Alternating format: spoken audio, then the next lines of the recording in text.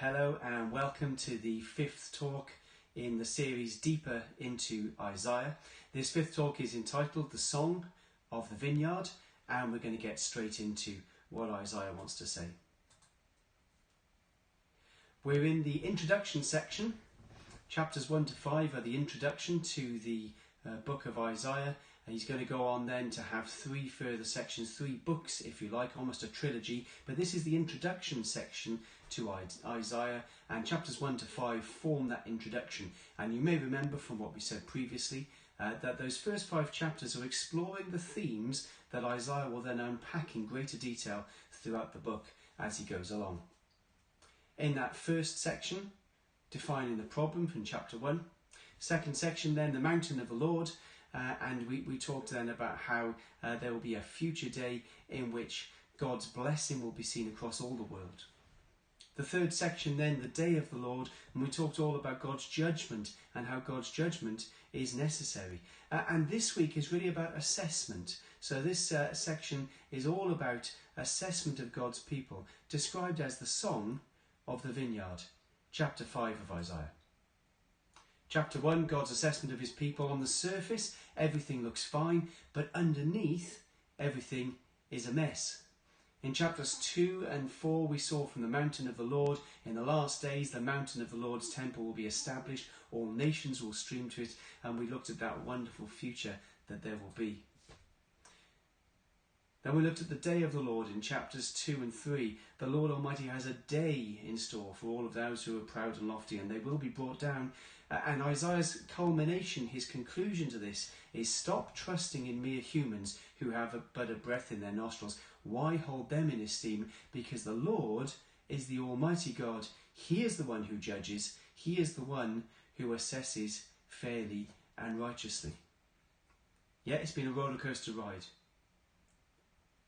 Chapter 1 begins on a low point.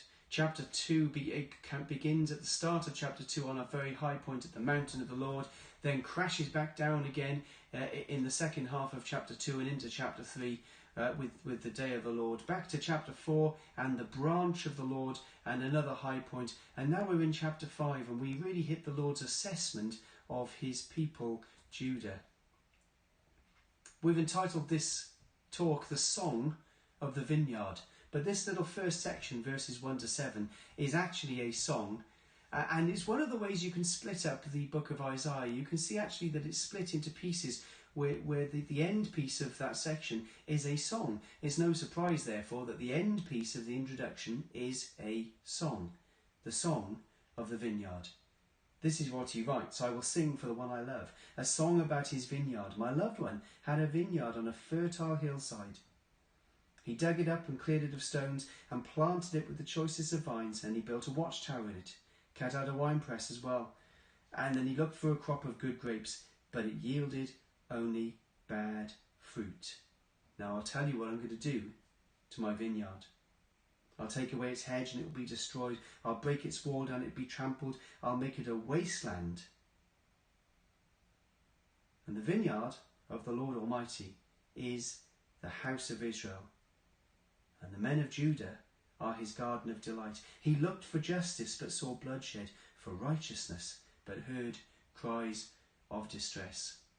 You see, this is a picture of Israel or Judah. We talked in the first session about how the kingdom had been divided into 2 pieces. 10 tribes in the north forming the kingdom of Israel, 2 tribes in the south forming the kingdom of Judah. And this picture of the vineyard is a picture of those 2 nations of Judah and Israel, because in the Lord's mind they're one. They're his people. They've been divided by some awful decisions, but they were one, they were his people. And the vineyard, he's looking backwards and forwards. Will it bear good fruit? See, everything is done for the vineyard. God says, I prepared everything for my vineyard, but it didn't produce good fruit. Fruit is a metaphor for righteousness, for goodness. In a spiritual sense, it's spiritual currency or riches. And the Lord looks and he says, have my people done what's right? Have they brought forth goodness and righteousness? And unfortunately, he has to say, no, they haven't. So he says this has consequences. I'll take away the hedge, I'll break down the wall, I'll make it into a wasteland. God says there are consequences to my actions, there are consequences to my decisions. When I take a decision not to walk in his way, therefore there is a consequence. And in this instance, it was the taking away of the hedge, breaking down the wall, making it a wasteland. What's the Lord talking about? He's talking about the fact that there is a coming invasion which is going to level Jerusalem to the ground. But more than that, he's talking about a spiritual wasteland and a spiritual longing and loss of everything that they had for God. What a sad picture. It's explained that the picture is all about Israel and Judah. But Jesus in the New Testament, in Matthew's Gospel, expands that picture in what is known as the parable of the tenants. And he explains that actually there's another step beyond this, whereby the people who were the rulers and the priests over God's people had not looked after the vineyard well. And so Jesus says, the master will come and he will remove those wicked tenants and he will replace them with those who are righteous. In a sense, God says to the people of Israel, enough is enough. I'm going to renew you. I'm going to make a new people coming out from you who will be my people, who will care for and tend my vineyard. In a prophetic sense, Isaiah therefore looks forward to the church, to God's people in the New Testament, to Christians who come from the faith of Abraham, who come from the seed, if you like, of Abraham, not physically but spiritually, who are born again of water and spirit, who are truly Abraham's children.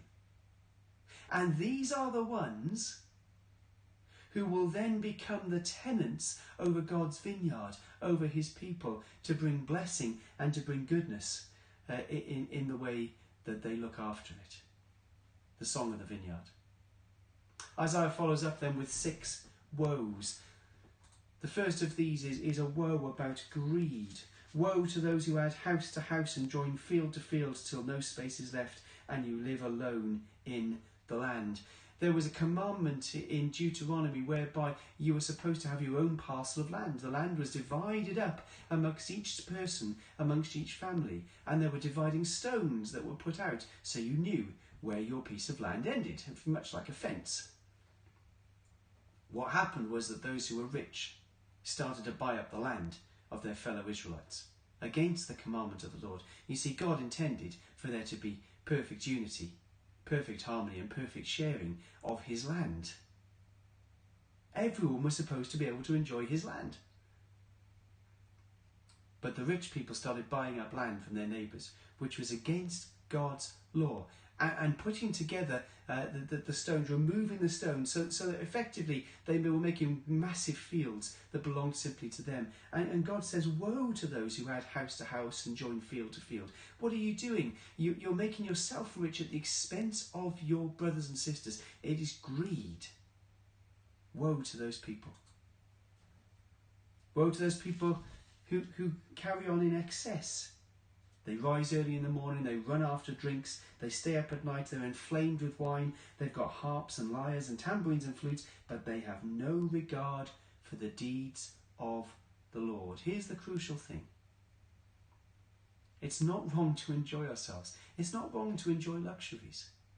But these people had no regard for the deeds of the Lord. And Isaiah says, woe to them. It's one of the reasons why the people went into exile, is they were more interested in their luxuries and in their security and in their riches than they were in God. Let me tell you, this speaks to my heart. This speaks to my spirit as I talk to you right now. I want to be a person who is devoted to the Lord more than to my own pleasures and my own luxuries. Then there was deceit. Woe to those who draw sin along with cords of deceit and wickedness with cart ropes, who say, let God hurry, let him hasten with his work so that we might see it. And what they're saying effectively is, we haven't seen God do anything. So why should we care about what God thinks? We'll just do things our own way. We'll be deceitful. We'll be underhand. We'll do it our own way. Frank Sinatra famously sang that song, didn't he? I did it my way. We probably all know the words, but did you think about the fact that in fact this is a very humanist message? I did it my way. And God says, I don't want you to do it your way. I want you to come God's way. I want you to come the Lord's way. I want you to devote yourself to me. Offer yourself as living sacrifices, completely devoted to me every day. The fourth woe is twisting the truth. Woe to those who call evil good and good evil, who put darkness for light and light for darkness, who put bitter for sweet and sweet for bitter. My goodness, you could speak this about our generation. You could speak this about our world currently. God has standards. He has principles. He has moral principles. He has commands, and they are written in his word. You could multiply the times that you see in our society and in the news where people simply will not accept God's principles and God's standards, and they're applauded for it. Woe to those who twist the truth, who talk about what God describes as evil as if it's good. And my heart needs to hear it. You see, as God's people, we live in this world.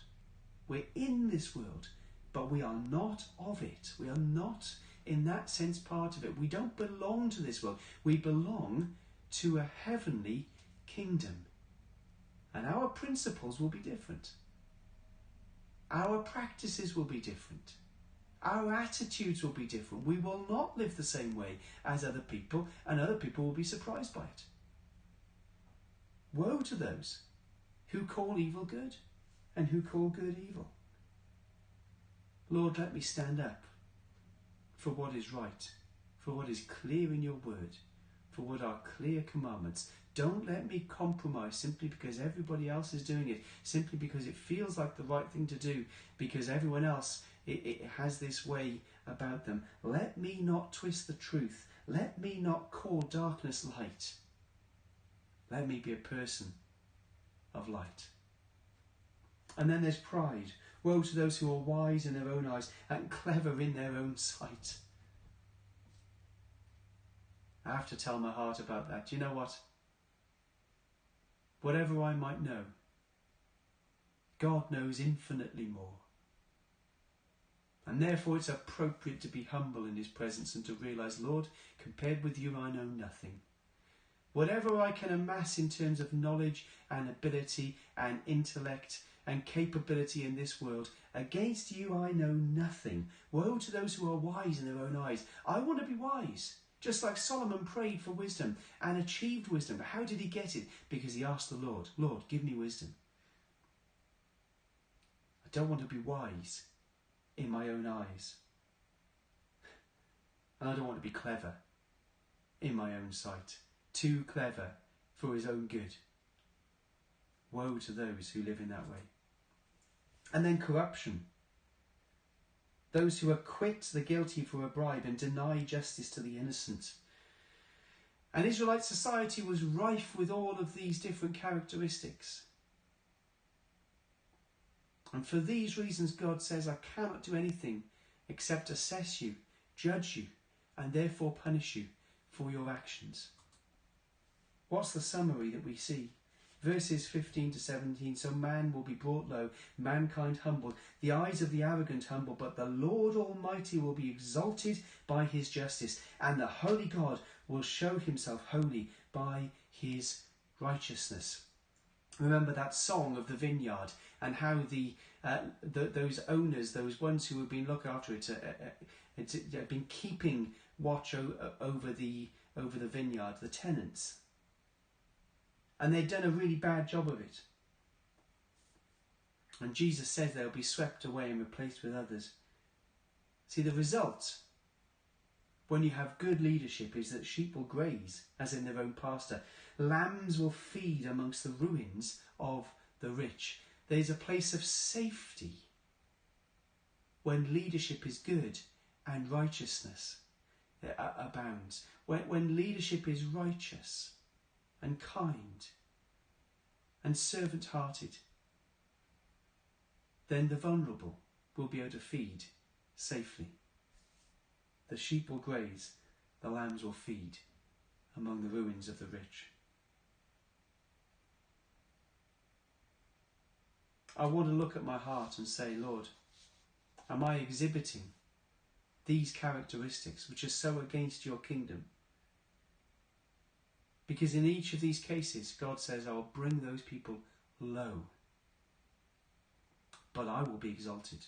I will be lifted up and shown to be holy. And I say, Lord, I want to be in your camp. I want to be with you on this. I want to be your holy, righteous person, to live in a way which will glorify you and live in a way which will demonstrate who I am in this world, a person of your kingdom, not of this world. So the end and obvious result is judgment from the Lord. Isaiah talks about the distant nations will come, invasion by Babylon. We don't see it yet, but it's coming in the future. It's a dim and distant future for Isaiah at this point. And these words that come back a number of times within the book, yet for all this, his anger is not turned away. His hand is still upraised. In other words, God says, I'm going to punish you, and I'm going to punish you according to what you have done. He says this to his ancient people. I've described this as the fast and the furious, and the description within verses 25 to 30 about the horses and their riders and the army that's coming, swift, relentless, violent, pushing aside everything that comes into their path. And then Isaiah describes darkness and distress. Even the light will be darkened by the clouds. This idea is picked up in the prophecy of Joel when he says these words, I will show in the last days wonders in the heavens and on the earth, blood and fire and billows of smoke. The sun will be turned to darkness and the moon to blood before the coming of the great and dreadful day of the Lord. And Joel is picking up these ideas, and Isaiah starts to talk about them in the near future with the invasion of Babylon, but also pointing towards that far future of the end of time, in which God will do away with everything that is evil, with everything that is wrong, in which he will judge and assess in perfection, and in which all that is wrong will be got rid of, and all that is right and righteous will remain. It's a dark ending. Like a movie where the opening sequence is dark, dangerous and terrifying. And the question, as with all good stories, is how will any good come out of this?